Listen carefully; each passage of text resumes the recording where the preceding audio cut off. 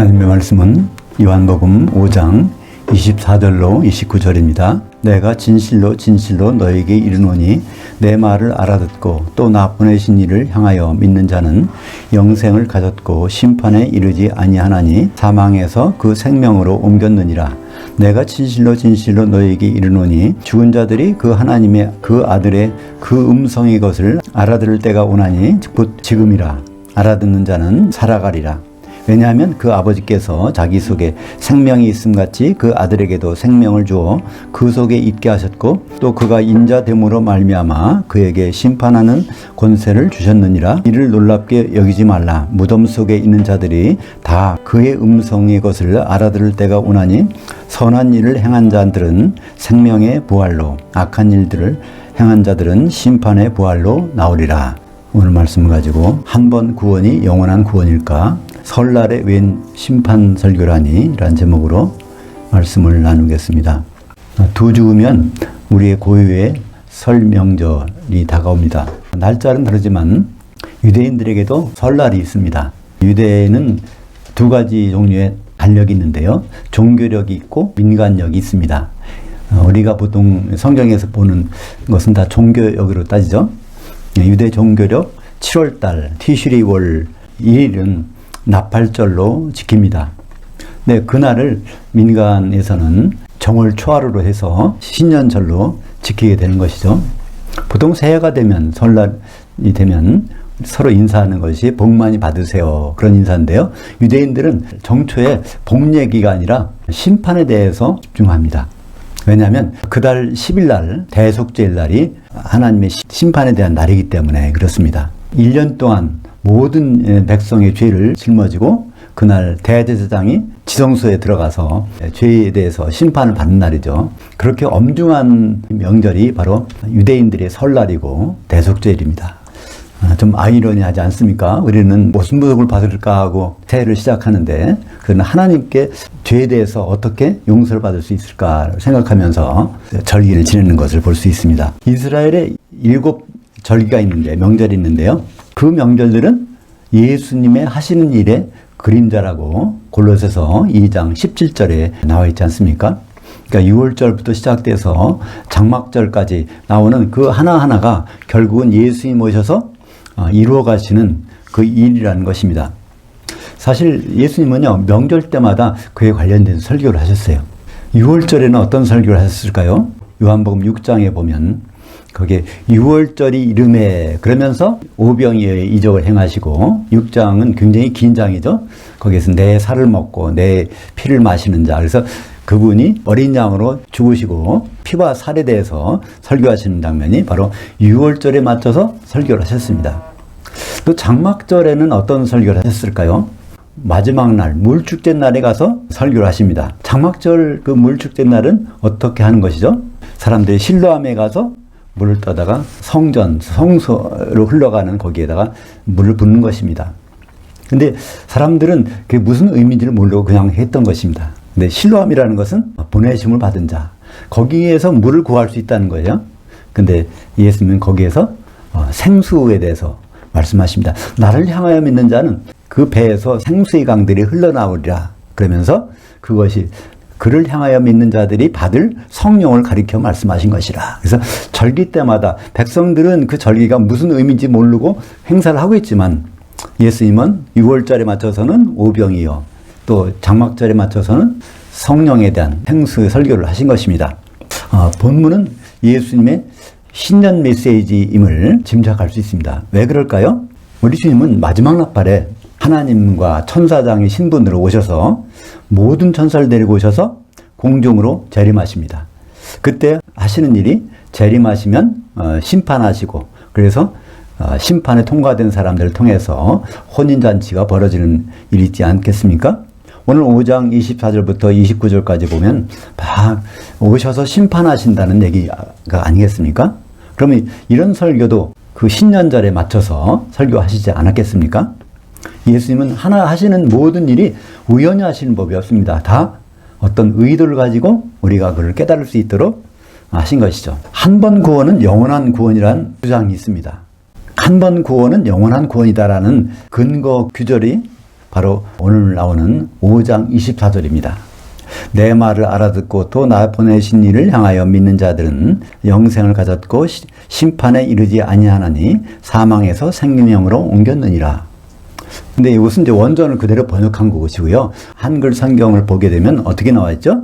내 말을 듣고 또 나 보내신 이를 믿는 자는, 그러니까 하나님만 믿으면 영생이 이미 있다는 것입니다.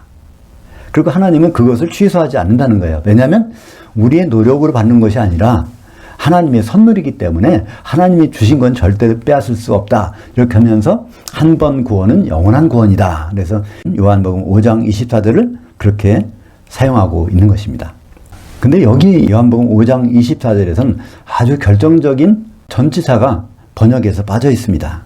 바로 에이스라는 전치사인데요. 향하여 믿는, 아버지 하나님을 향하여 믿는다는 것을 빼버리니까 순간적으로 한 번만 믿으면 되나 보다 생각하는데, 향하여라는 것은 끝까지 추적해서 그분의 움직이심의 마지막까지, 시작부터 마지막까지를 주목하며 믿는다는 동작을 나타낼 때 전치사 에이스를 사용합니다. 그래서 구원은 일회성이 아닙니다. 한번 구원받았으니까 영원히 구원받는다는 것은 그 전치사를 빼놓고 생각하니까 그렇게 되는 것이죠. 성경을 보면 구원은 영의 구원이라는 말도 있고 또 혼의 구원이라는 말도 있고 우리 몸의 구원이라는 말들이 있습니다. 그래서 한 가지가 아니라 영과 혼과 몸에 대해서 구원을 말씀하고 있는데요. 하나님을 향하여 믿는다는 것은 그분의 통치의 전 과정을 시작부터 끝까지 그것을 받아들이는 거기 때문에 구원은 심판날까지 이루어가는 것입니다. 빌립보서 2장 12절에 보면, 빌립보서는 어떤 성경인가요?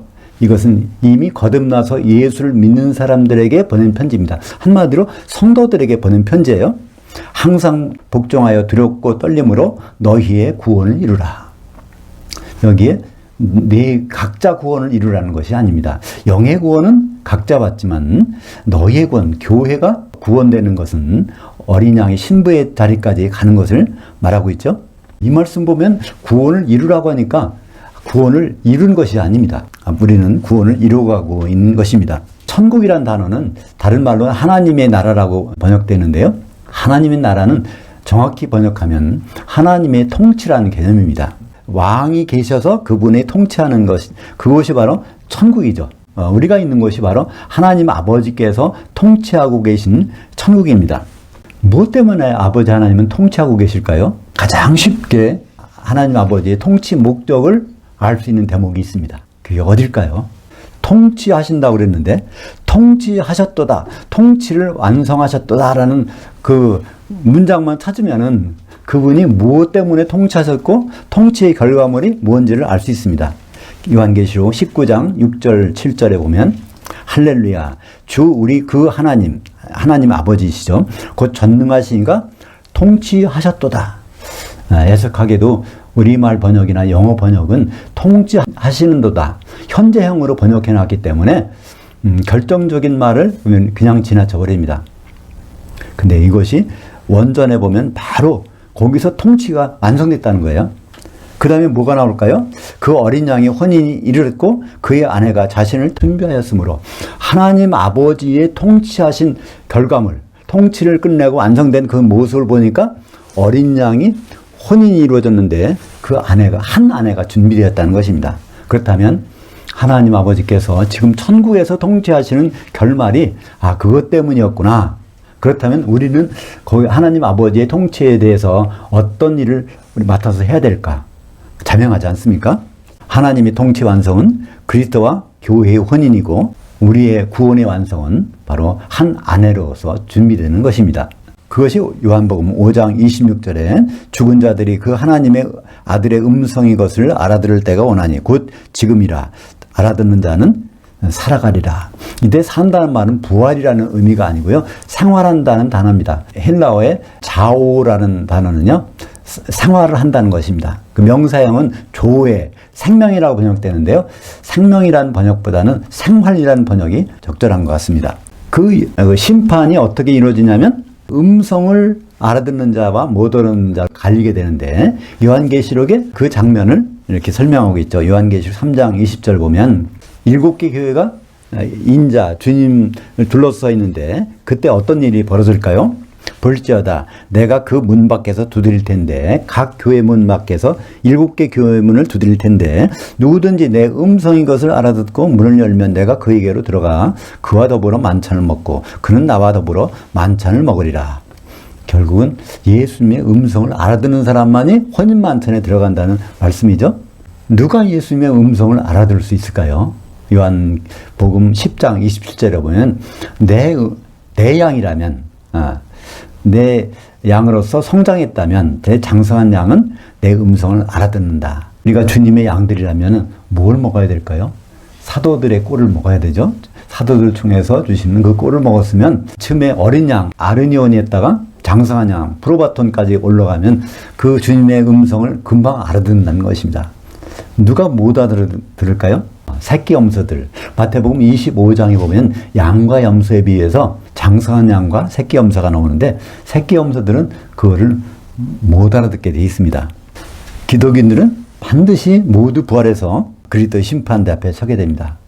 고린도후서 5장 10절에 보면 이는 우리가 다 반드시 그리스도의 심판대 앞에 나타나게 되어 각각 선악간에 그 몸으로 행한 것을 따라 받으려 함이라. 고린도후서 5장 10절에서 거기 우리는 사도들입니다. 거기 고린도후서 읽어보면 우리는 너희는 계속 반복되는데요.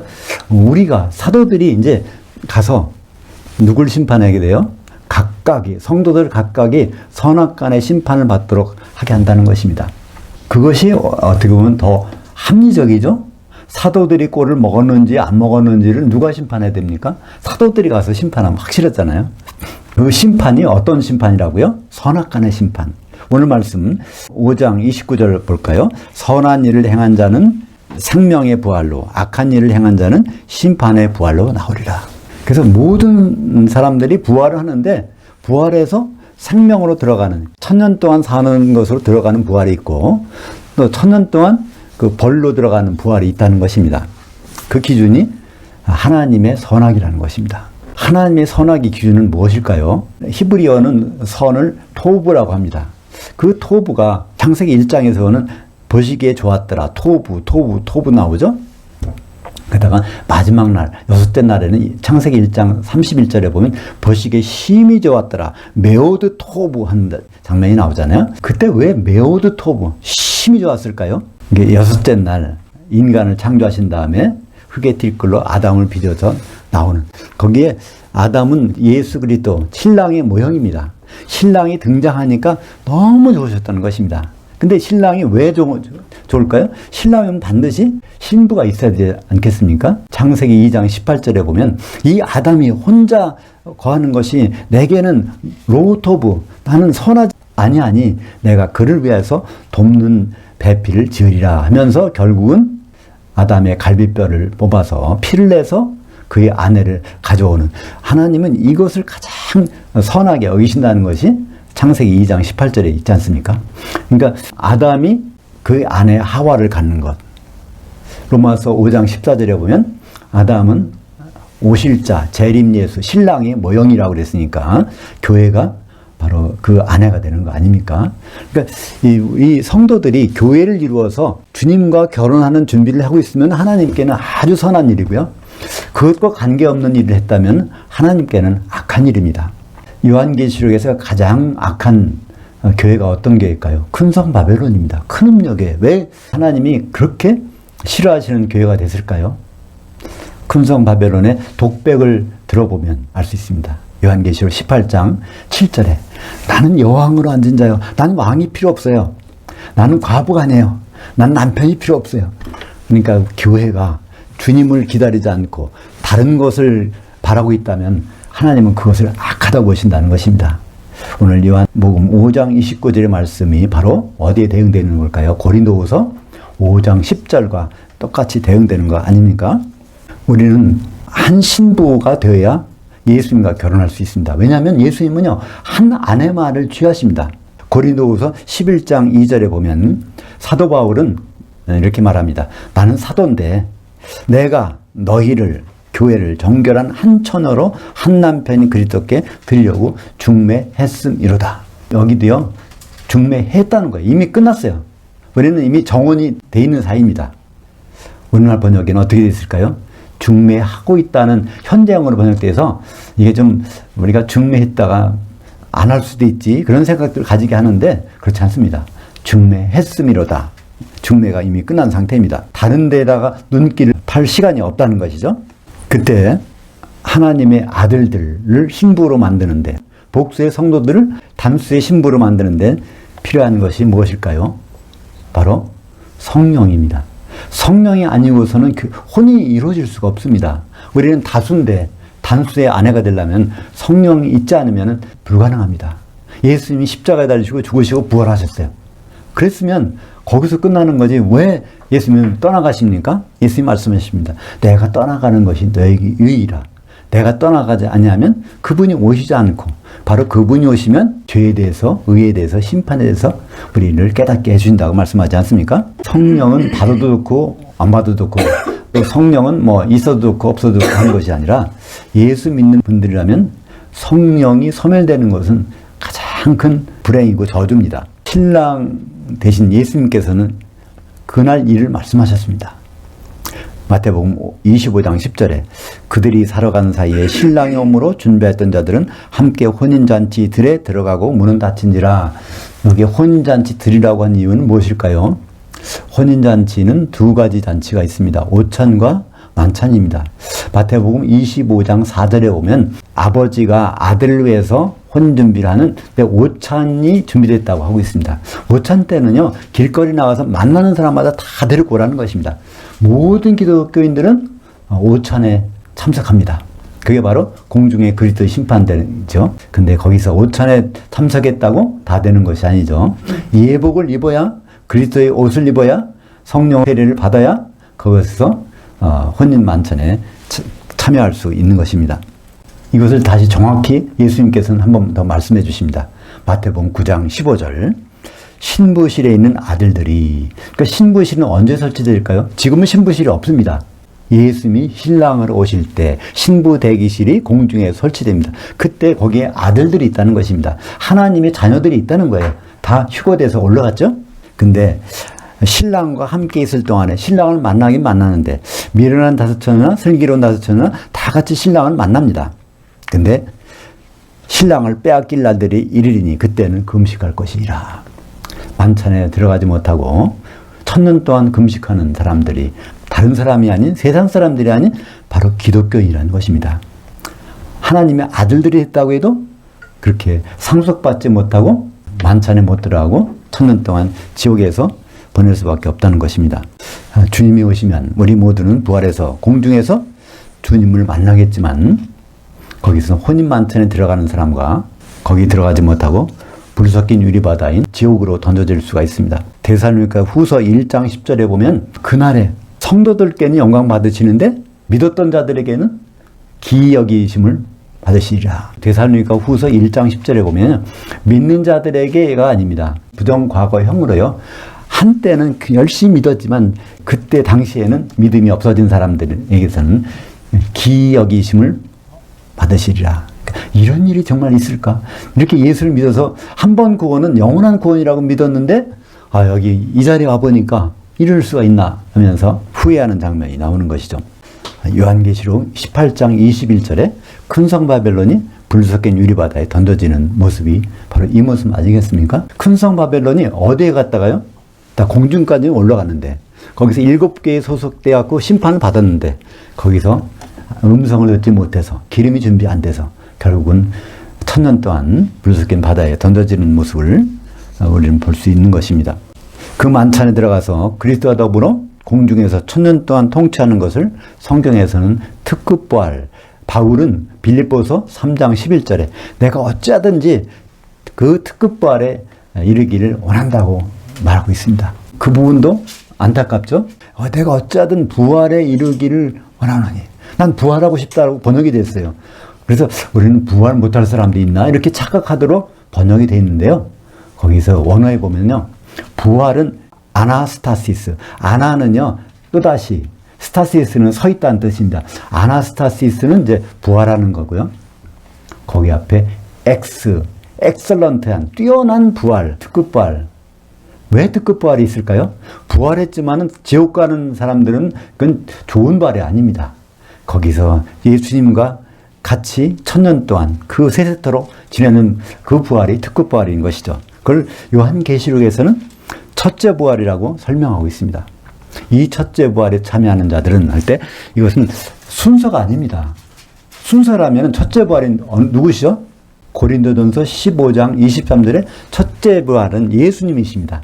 그 다음에 두 번째는 누구죠? 그분이 강림하실 때 기독교인들, 거기에 속한 자들이 둘째 부활입니다. 그러니까 우리는 순서로는 둘째 부활자들이에요. 그러나 제일 좋은 부활은 주님을 만나서 신랑을 빼앗기지 않고 혼인잔치 들어가고 1000년 동안 주님과 통치하는 자들, 그런 부활이 첫째 부활이고 특급 부활인 것입니다.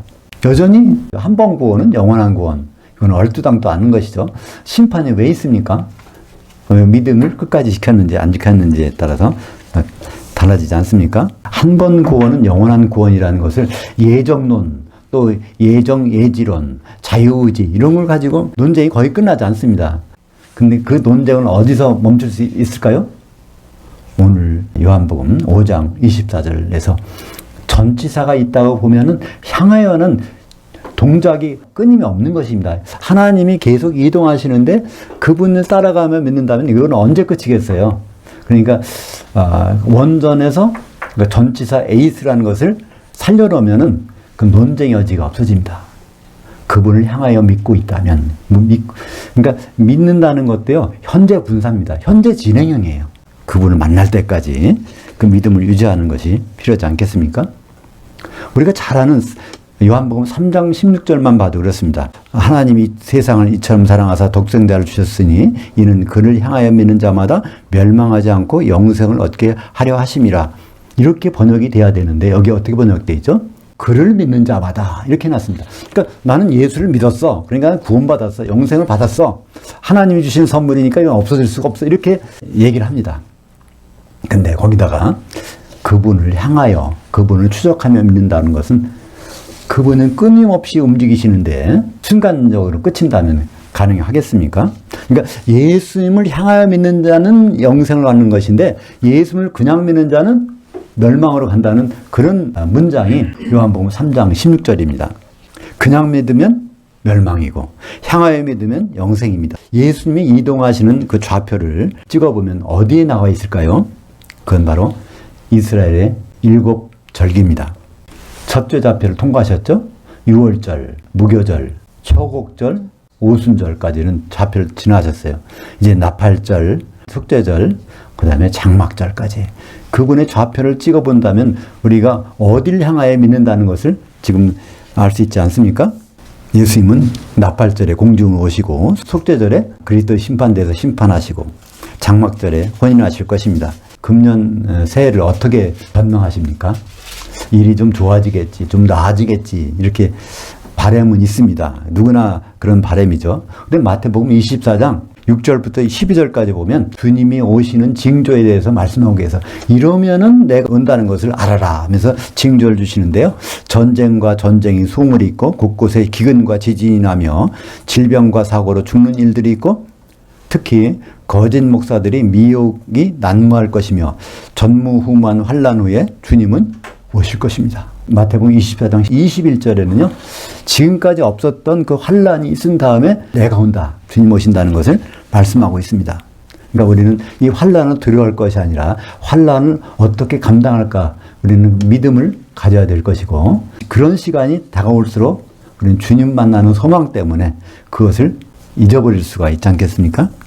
믿음의 시작은 영의 구원. 이건 각자 받는 것이죠. 그러나 믿음의 결국은 혼의 구원인데 이것은 혼들의 구원입니다. 우리 각 사람이 각 혼들인데 이 혼들이 하나가 되는 그래서 예수님과 생각이 똑같아지는 그때 예수님은 혼인할 수 있을 것입니다. 히브리서 10장 39절에 우리는 뒤로 물러가 멸망할 자들이 아니요 오직 혼의 구원함에 이르는 믿음을 가진 자니라. 혼의 구원함에 이르는 믿음. 어떤 믿음일까요? 이것은 성령을 소멸하지 않는 믿음입니다. 데살로니가전서 5장 19절에 보면 거기에 명령문이 있습니다. 너희는 성령을 소멸하지 말라. 사도 바울을 통해서 그렇게 말씀하십니다. 그 말씀은 어떤 말씀일까요? 데살로니가 교회는 성령이 충만한 상태였습니다. 그 상태를 유지하고 있어라. 그 말씀을 하고 계신 것입니다. 근데 성령이 소멸됐는지 안 됐는지를 어떻게 알 수 있을까요? 내가 성령을 받았는지 안 받았는지 어떻게 알 수 있을까요? 자기에게 나타난 증상을 보고 우리는 알 수 있습니다. 예수님이 말씀하셨거든요. 성령이 오시면 그러면 뭘 깨달아진다고요? 죄에 대해서, 의에 대해서, 심판에 대해서 깨달아지게 되는 것입니다. 누가 일러줘서 그런 것이 아니라 아, 죄는 이게 죄이구나. 이게 의구나. 이게 심판이구나. 이런 것을 깨닫게 된다는 것입니다. 요한복음 16장 7절에서 그 말씀하시고 9절에 보면 죄에 대하람은 나를 믿지 아니하며 난 예수 믿는데 그러니까 난 뭐 죄가 없는 거지 이렇게 생각하는데요. 죄에 대하람은 나를 향하여 믿지 아니하며 예수님의 일정에 대해서 믿지 않는 것 그것이 바로 죄라는 것입니다. 우리는 세상 죄를 가지고 죄 졌으니까 하나님께 회개해야지 이런 생각을 하는데요. 회개는 그게 아닙니다. 회개는 생각을 돌이키는 것입니다. 나는 지금까지 이게 죄라고 생각했는데 이게 죄가 아니라 예수를 따라가며 믿지 않는 것이 그게 바로 죄라는 거라는 거예요. 그 다음에 의에 대하람은 내가 아버지께로 가니 그가 나를 보지 못하며 예수님이 승천하는 것이 그게 의라는 것입니다. 예수님 원래 경로가 있어요. 예수님이 이 땅에 오셨고 그 다음에 부활해서 승천하셔야 되는 것이 의입니다. 왜냐하면 성령을 보내셔야 되고 준비가 다 됐을 때 다시 오셔야 되니까 예수님의 경로를 그대로 따르는 것이 그 의고요. 그러니까 예수님의 의가 유지되려면 어떤 일이 벌어질까요? 반드시 예수님은 다시 오십니다. 그래서 심판하시고 장막절에 혼인하실 것입니다. 그 다음에 심판에 대하여라 하면 이 세상 임금이 심판을 받았습니다. 그러니까 심판에 대하여라면 다른 사람들을 심판한다는 것이 아닙니다. 이 세상 임금 마귀는 이미 심판을 받았다는 거예요. 그러면 앞으로 있는 심판, 그리스도의 심판대에서 있는 심판, 양과 염소에 비유해서 있는 심판, 그것은 바로 기독교인들에 해당한다는 것입니다. 그러니까 우리는 심판에 준비하고 있어야 되지 않겠습니까? 법정에 가서 재판받는 사람이요. 준비 안 하고 재판받을 수 있습니까? 우리 재판장 대신 예수님 옆에 설 때 우리가 무슨 준비를 해야 될지 심판에 대하여라면 그것을 알 수 있는 사람은 그 준비를 할 수 있을 것입니다. 내가 성령이 충만한가 성령이 소멸됐는가를 알려면 세 가지를 보면 됩니다. 죄에 대해서 내가 깨달아지나? 의에 대해서 깨달아질까? 심판은 누구 심판일까? 이게 깨달아진다면 성령이 충만한 상태이고 그게 희미하다면 성령을 못 받았던지 받았다가도 소멸되고 있는 사람일 것입니다. 사랑하는 여러분, 천사장의 음성과 하나님의 나팔 소리가 들릴 시간이 한 해 더 당겨졌습니다. 천국은 죽어서 가는 곳이 아니라 하늘들에 계신 아버지의 통치를 받는 우리의 삶의 현장입니다. 하나님은 쉬지 않고 통치하십니다. 하나님이 통치를 멈추시는 날, 그때는 바로 심판날이고 그때는 바로 혼인날입니다. 성경에 나온 마지막 찬송, 할렐루야 찬송입니다. 우리는 할렐루야를 많이 부르지만요, 사실은 성경에도 요한계시록 19장 마지막에 가서 할렐루야 찬송이 나옵니다. 왜 거기 나올까요?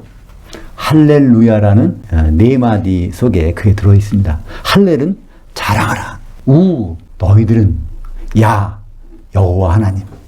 그러니까 여호와라는 뜻은 성취하신 분이라는 뜻인데요. 그분이 성취가 바로 끝났으니까 이 성취한 모습을 보고 자랑하고 뽐내라는 것입니다. 그러니까 여호와께서 성취하신 일을 보기 전까지는 할렐루야 하는 것은 불가능합니다. 한다고 해도 그것은 진실이 아니죠. 그 할렐루야 찬송, 곧 우리 주 그 하나님 전능하신 그분께서 이렇게 멋있게 통치하셨도다 하는 그 마지막 찬송이 우리가 다 같이 불러야 할 찬송이 아니겠습니까? 주님의 그 음성 기다려진다면 저와 여러분 행복한 그리스도인입니다. 기도하겠습니다. 아버지 하나님, 음력설에 맞춰서 유대인들의 설을 생각해 보았습니다. 그들이 설날을 맞아 죄에 대해서 고민하고 회개하고 금식하는 그 장면을 우리는 그리스도 오실 때 그때까지 준비할 우리들의 일을 잘 살펴볼 수 있도록 인도하여 주시옵소서. 예수님의 이름으로 기도합니다. 아멘.